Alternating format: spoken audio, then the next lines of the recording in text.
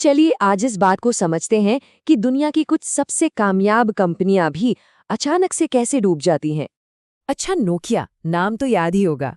एक वक्त था जब मोबाइल फोन का मतलब ही नोकिया होता था। पूरी दुनिया पर उनका कब्जा था, समझ लीजिए।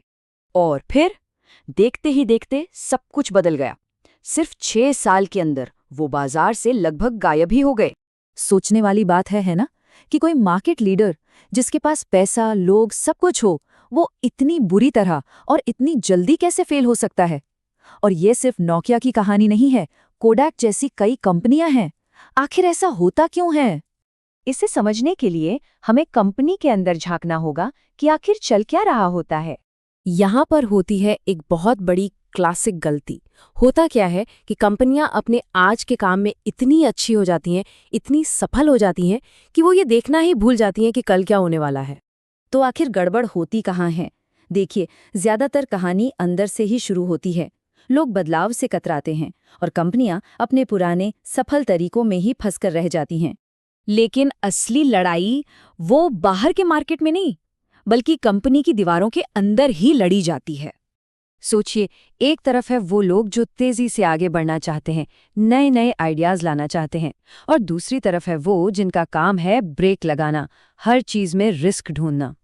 ये डेटा साफ साफ दिखाता है कि इन दोनों टीमों के बीच तालमेल कितना खराब है। सिर्फ 20% लोगों को लगता है कि वो एक ही दिशा में काम कर रहे हैं। और ये सिर्फ कोई थ्योरी नहीं है, इसकी वजह से लोगों में जबरदस्त फ्रस्ट्रेशन होती है और तरक्की की रफ्तार धीमी पड़ जाती है।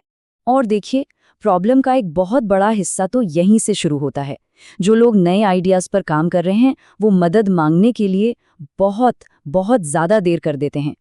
और यहीं से सिलिकॉन वैली का वो मशहूर मंत्र एक नई चुनौती बन जाता है।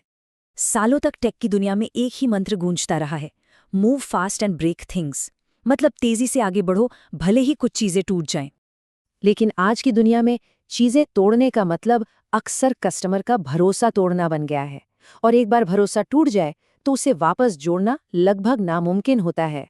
और सबसे जरूरी बात यह है कि एक तरफ कंपनी के अंदर टीमें आपस में लड़ रही हैं और दूसरी तरफ कस्टमर अब सुरक्षा और सेफ्टी को लेकर पहले से कहीं ज्यादा जागरूक हो गए हैं। तो सवाल ये है कि इस अंदरूनी लड़ाई को कैसे खत्म किया जाए, ये दीवारें गिराकर पुल कैसे बनाए जाएं। मास्टरकार्ड जैसी कंपनियां इस बात को बहुत अच्छे से समझती हैं। वो सिक्योरिटी को एक रुकावट नहीं मानती, बल्कि उसे शुरुआत से ही इनोवेशन के डिजाइन का एक जरूरी हिस्सा बनाती हैं। इसका मतलब साफ है, दुश्मनों को दोस्त बनाने के लिए एक मजबूत, सोचा समझा प्लान बनाना ही पड़ता है। तो देखिए, आखिर में सारी कहानी घूम फिरकर इंसानों पर ही आ जाती है। एक दूसरे की बात को समझना, उनसे ठीक से कम्युनिकेट करना और सबसे जरूरी, एक पार्टनर की तरह रिश्ते बनाना। चलिए, अब देखते हैं कि असल दुनिया में ये चीजें कैसे काम करती हैं और हम सब के लिए इसमें क्या सबक है। यूएसए के एक पूर्व इनोवेशन ऑफिसर ने क्या खूब कहा है कि अपने काम से प्यार करो, लेकिन ये भी समझो कि जब वो दुनिया में जाएगा तो वो बदल जाएगा और इसके लिए तैयार रहना होगा। तो सबक बिल्कुल साफ है, जो गलतियां पहले हो चुकी हैं वो ही आगे बढ़ने का रास्ता दिखाती हैं। जो डरेगा वो पीछे रह जाएगा। और आखिर में बस यही एक सवाल बचता है, क्या कोई भी संगठन इतना बहादुर है कि बाजार उसे बदले उससे पहले वो खुद को बदल ले?